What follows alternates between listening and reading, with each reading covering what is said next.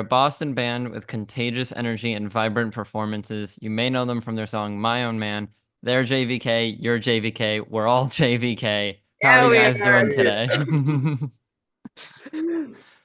So, Atticus, Kay, Joe, thank you all for coming on. I'm so happy that we finally got to do this. It was a bunch of reschedules and everything, but finally we're all here. Made it I'm so work. excited to have you guys.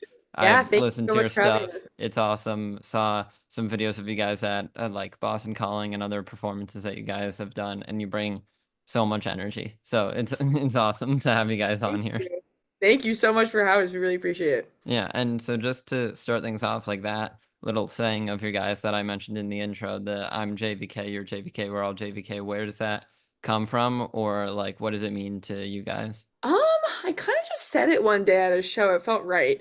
Hmm. And I feel like it kind of encapsulates everything that we do because essentially it's like, I don't know, because especially like we've gone through a few different iterations of the band and who's been in the band and like what the band really means. And, start off a solo project and now it's like me as a front person and we're the band. So it's kind of one of those things where it's like, JVK, little secrets, that's my initials. And so it's kind of like I'm JVK, but then it's like we're all JVK. So then it's like everyone's JVK. Yeah. It's kind of leads to like, you're empowered, you're strong, you're energetic, you're chaotic, you're crazy. Yeah, I would say that it encapsulates everything few and far between. And so I feel like it makes sense to kind of be like, while I'm born as JVK. Yeah. It's kind of like we're all a JVK, Yeah, no, kind I of. love that message and it's perfect that it like ties into growing the band and the different like stages or eras of the band that you guys have had. So I want to talk about that, like starting out as a solo project. Once you met like Atticus and Kay, or what was the moment that sort of prompted you to like want to bring people in or make it a band rather than a solo thing? Yeah, so I was in college and I only did one semester of college, but I was in college and I kind of had a point of like what am I doing? Like Yeah. I was just like in school and I was like, I'm working on music, but I'm not working on anything I really want to. And funny enough, Kay and I, we've been playing music together for like 10 years now. And we've been playing music together for 10 years now. And we had a band and that band broke up and I went to college and I was kind of like, what am I doing? I really want to continue doing what I was doing before, but I kind of want my own thing. And so I started JVK. I kind of played around with a few different names, but I was like, that was the one that like stuck. I felt like I had like a good ring to it. Yeah. And I remember I went to my mom and I was like, I'm gonna drop out of college and start my own band. And she was like, all right. And I'm sure that's what every parent wants to hear. And then Yeah. but essentially the way that kind of came together was I had I have this one friend at Berkeley and I never went to Berkeley or anything like that. I had this one friend at Berkeley, and I was like, "Can you like find a way to like get my posters in there?" Because I made posters like looking for a band, and Yeah. she was like, "Yeah." So she like brought me into the buildings. I put them up like everywhere, and I also made like a little thing on Instagram. I was like, "I'm looking for a band," and it kind of came together like super easily. I definitely remember you telling me that. Yeah. Yeah, and it came together super easily that way, and then we've kind of gone through like a few different members and iterations of everything, and all of these different things have kind of been going on in the meantime. But yeah, and so essentially what ended up happening was that then Atticus and I at one point, like about like a year in or so, or maybe a few months in, time's weird. But we met at a skate park show that I put together with his old band that he was in, and then I was like I needed a guitarist at one point, so I was like, play guitar for me. Yeah. And then Kayla was filling in for a lot of the shows too, because one of my guitar players at the time like had like a hand injury, and so they were filling in for a bunch of stuff. And then it got to the point where we just like made the exchange, and I realized that there's no one more dedicated and hardworking than the three of us together, but especially these two. So I was like, make sure we give everyone their flowers, and that's kind of how it all transgressed and like came together. Awesome. That, Yeah. And exactly. Yeah. so Yeah, with, yeah. especially with Atticus, it seems like almost I mean, obviously looking for a band, but it's almost like a friendship that just like ended up with him joining the band or things like that and had like a natural progression, which I'm sure helped a lot. And didn't feel Yeah. super like Sure. forced or like a band or like working relationship? Yeah, yeah, no, it was a very, very natural progression into like, I think it was like me and Joe met, it was like, May of like 2 years ago, Yeah. right? And then, I think I started like I did a few shows over the summer. That might have been like August, and then like did a few things throughout the fall, and then I really started playing with like it being like a consistent part when we were getting ready for Louder Than Life, which Yeah. was like, so we started that process. I think I maybe hopped in like, April of last Yeah. year or something like that. So, so it's Yeah. been consistent ever since then. But there was, a bunch of, fun little like fill-in excursions that happened before then, which is where I really got started into it. Yeah, awesome, awesome. And it seemed, I mean, I want to get into it, like you mentioned there, Louder Than Life, or what's, yeah, Louder Than Life. That was the Yeah. name of the festival. And then also Boston Calling, which you guys just did. It's like you guys are getting these huge festivals, booking you and everything like that. Do you approach festival shows any differently than like your own concerts, or what's your attitude towards festivals? I'd say yes and no. Yeah. I think it's one of those things where no matter what, I mean, we've played shows to 6 people and then we've played shows to 700 people, and it kind of, I think at the end of the day, no matter what, like I think for festivals we do a lot more, it's like we rehearse no matter what. For But I think sure. when it came down to like Boston Calling and Louder Than Life, there was a lot more like learning different things that we didn't really keep in mind ahead of time. It was more choreographed, and there was more moments of like, at this song you're gonna do this, and at this song you're gonna do this. And that's kind of something we started to implement throughout all of our shows.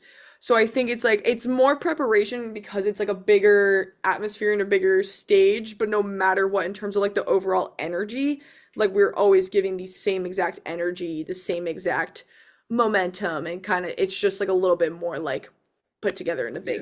Yeah, Yeah, Yeah. and it absolutely. seems like with that like choreography and everything that it's like almost benefiting your solo shows, or you're taking things that you've learned from it to improve Oh, other shows absolutely. as well. Yeah, Yeah, Yeah. yeah. absolutely. Because I remember when we were first when we did so Louder Than Life was through like Berkeley Popular Music Institute. So we had like a few.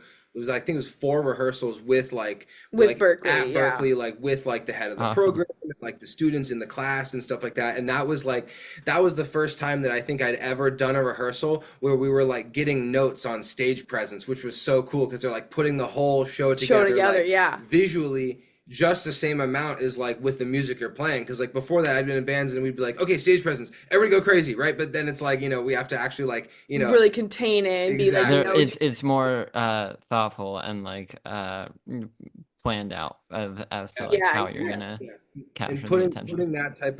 putting that type of thought into that aspect of the process was a really cool thing that we got to do for with Berkeley for Louder Than Life, and then like kind of with our own, we had like a choreographer we were working with for Boston Calling as well, who was really great, So amazing. who Yeah. helped us a lot, and was made that part of the process also like super fun and enjoyable and rewarding. Awesome.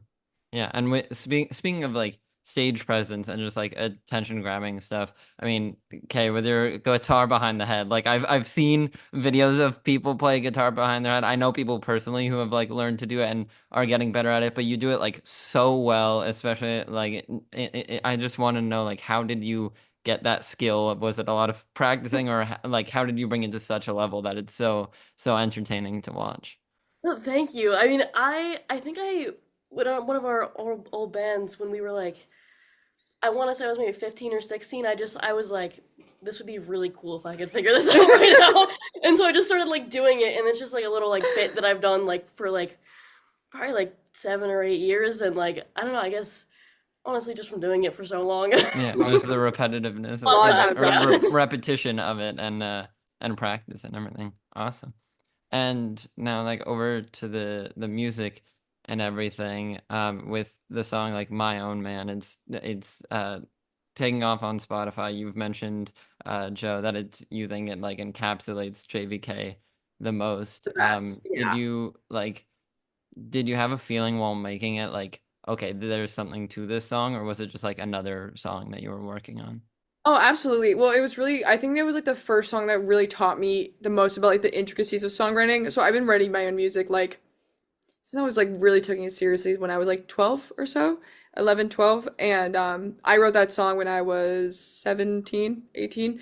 And I remember I had been through like the shitty ex-boyfriend trope. And we were like, what was it? So I remember like I wrote the song, we had just broken up. I was like, filled with that rage, and I was just like wrote it all down. I got to the hook and I was like, okay, I definitely have something here. Like, let me keep writing. And I was like completely stunted.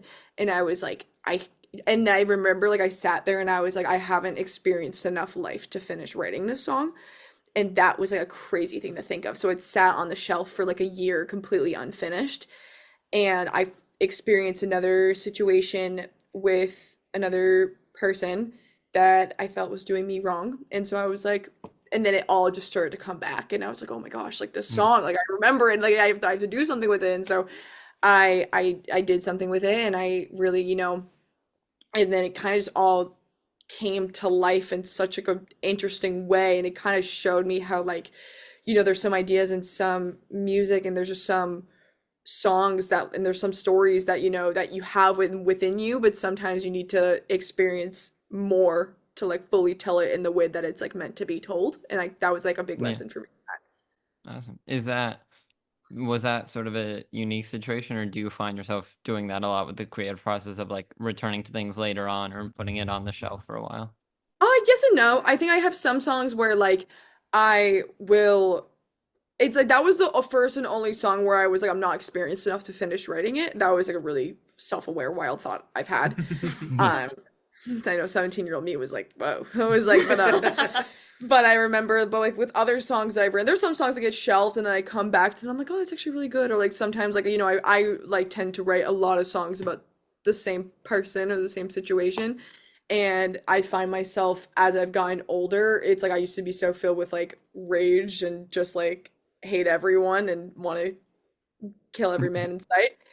No offense, but None. and then and then no offense to you either, but Again, but none taken. but then it kind of has turned into like what are things that are actually fueling me, because it's like I was like revisiting your past. As a songwriter it's like great because you have endless material, especially when you can never move on from everything.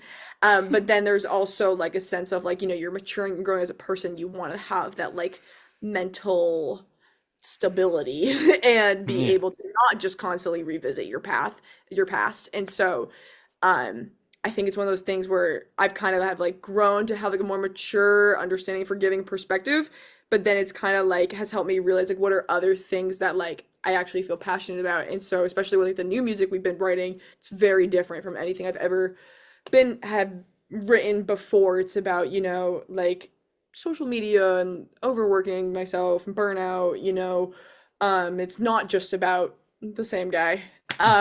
Which feels good. I'm like, okay, I'm growing as a person, so it's kind of like a time capsule of who I was and who I've been and who I will become. Hey, it's Heroek, and this episode is sponsored by me.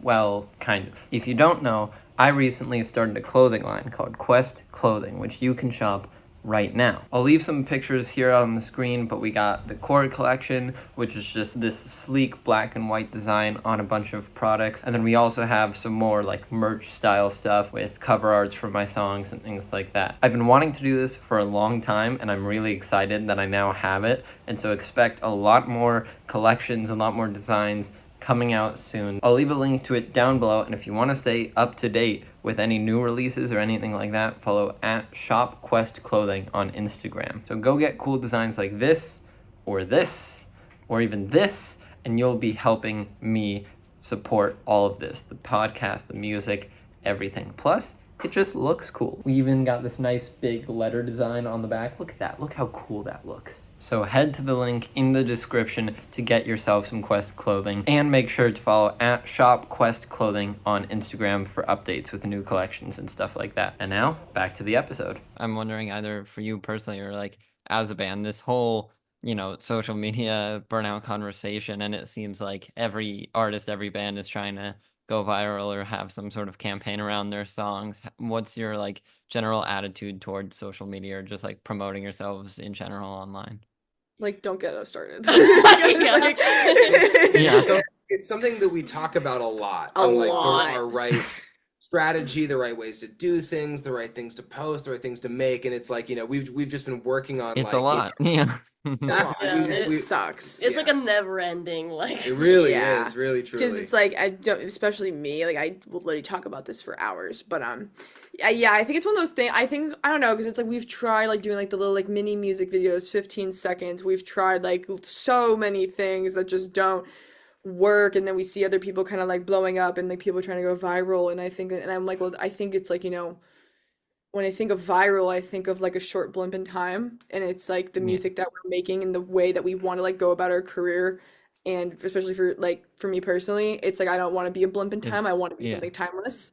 Facts. And I feel like it's one of those things where I'm like, if I go about it in the same, I'm like, I could go viral, like like I really realistically I could, but it's Yeah. like, do I want that? No, I want it to be like a natural. It's like it's like every cliche under the book. It's like It's the slow and difference of steady wins the race. becoming Yeah, like having a trend and like a fan base. Like one of your exactly. songs can have a trend start from it, but that lasts, a couple weeks or maybe a month and then kind of dies off versus a fan base. Like they're gonna be there album after album, year after year, coming to all the concerts and everything. And that's really Exactly. like the important thing for a lot of bands or what Yeah. like keeps them going. And that's exactly what we're trying to do because it's like, and especially where it's like we've been like developing like some fans recently, which has been really cool. That's kind of yeah. wild to think about actually. So cool.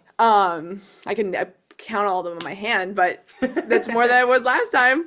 But yeah, no, so it's one of those things where it's like we're trying to build that fan base and that community and that family of people and that and like a people that will come to every show and people that will want to see you on tour, and that's why we're kind of like prioritizing touring, or we're prioritizing like writing music, and like we're gonna go really do a big deep dive into like music videos instead of like short form content, and like really like prioritize the sanctity of the art versus just like the virality of like a Yeah, moment yeah, in no, time. that's awesome. That's awesome. Me is I'm like So I for one love music videos and like anything like that bands put out. So I love that you're focusing on that, making sure that it's not like with all the promotion and online presence that you have, making sure that doesn't like take over the music as the main thing. Like it's still very much exactly, secondary and promoting music, which is the main thing.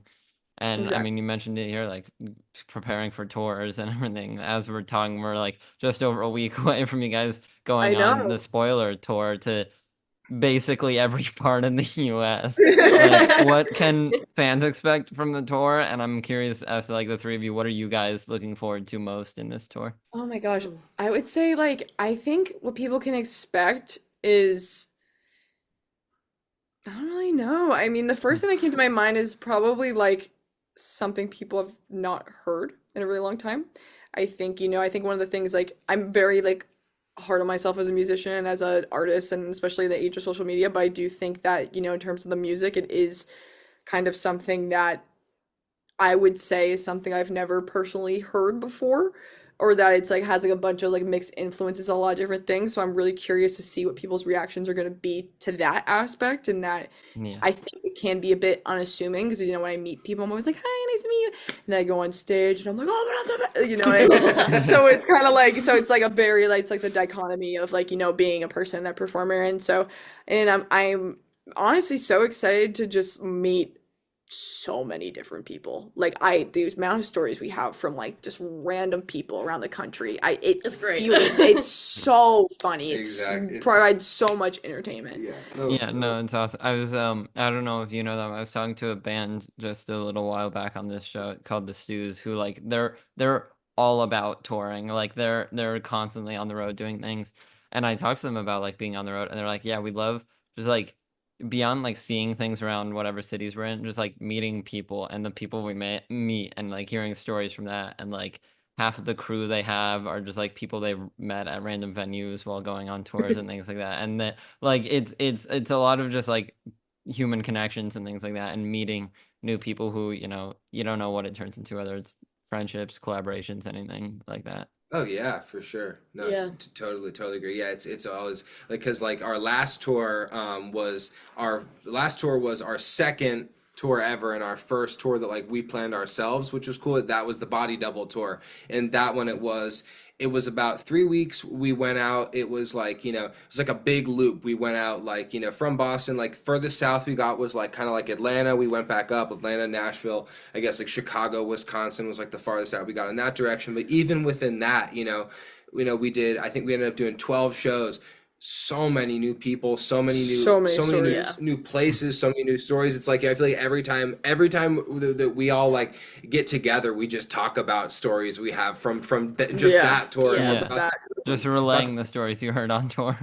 exactly, No, literally. exactly, yeah. Literally. Definitely. Yeah, because you just meet you meet so many characters on the road. You Truly. really do. Like we have so many many good stories. Yeah. Just like they're so good. It's like you think of them and I'm like, did that actually just happen? Yeah, I was like, girl. Absolutely, yeah. No, it's cool, and it's also cool to be able to just have the thought of like there's like we do a lot before.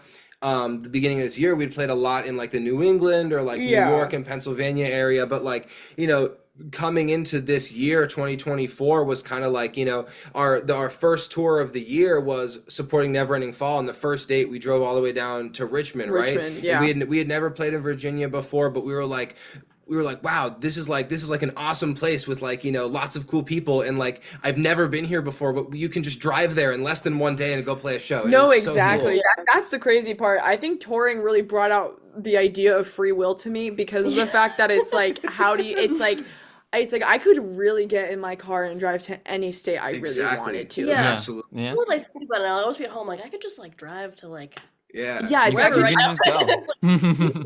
Drive Yeah. west and see where I end Yeah, up. absolutely. It's like I feel Yeah. like we've all been like either together or separately playing shows for around like 10-ish years, if not longer. And this is the first year we've really started touring, and it's just like it's such a cool experience. And like because I love traveling, and like we have all these stories, we go all these places, but I also love that like I don't have to like think about anything else. We're just all together, and we can all think about doing what we love. Absolutely. Yeah, for a good exactly. straight, and Yeah. Awesome.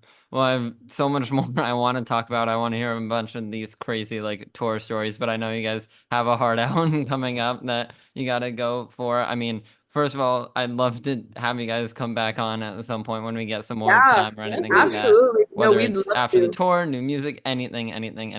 I would just love chatting with you guys some more. Yeah, But I would love nothing more. After Yeah. the yeah, tour would awesome. be a good time too. Absolutely. Yeah, whether it's this upcoming spoiler tour, new like music, whatever you guys want to shout out or promote, feel free to do it now into the camera. Like, where can people find you online? Anything like that.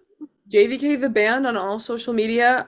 Spoiler tour, we're leaving September 6th. We're going all over the country. You name the city, we'll most likely be there. Absolutely. We have a lot of new music in store. We're going to be kind of delving into like a new era, and we're really finding ourselves as musicians and as artists and as creators. And you can say that you knew us when we're playing stadiums, I would say. And we're not gonna stop touring. This is our third tour of the year. We're probably gonna do a bunch more. Absolutely. We're definitely doing a bunch more, and yeah. Here, I'll end it on a story that I find really funny from the last tour. There you go. We played in North Carolina, and this guy came up to me, Oh, this one's great. and he was like, I love you guys so much. You guys were so awesome. I'm like, oh my God, thank you so much, man. And he's like, I really want a shirt. I was like, okay, like it's this much. And he was like, can I trade you my staff shirt for a JVK shirt? And I was like, what? And he took his shirt off, like just full on shirt off with the venue and the staff on the Yeah. back, and gave it to me. And I gave him a shirt, and I put on the shirt. I put on his shirt. He put on the JVK shirt. And I have a picture of him and I together. It is a great picture. It's That's amazing. awesome. It's That's really awesome. good. Yeah, I mean, at least you got something out of it. Like, I feel like you like a venue shirt. That's not something you can just like buy anywhere, like a staff shirt. So it's awesome that. No, literally, you're like, you can't really get that anywhere, and I Yeah. I wear it. I'm being honest, like I wear it Perfect. every day. Yeah, so Yeah, it's crazy stories like that I would love to have you guys back on to chat about. But it's JVK. They're on the spoiler tour. Go catch them if you can. Their music's on Spotify. So if you can't catch them on tour, listen to that. Thank you guys so much for being here. Thank And I can't you. wait to see what's coming up next for you guys. have a good one. Thank you so much.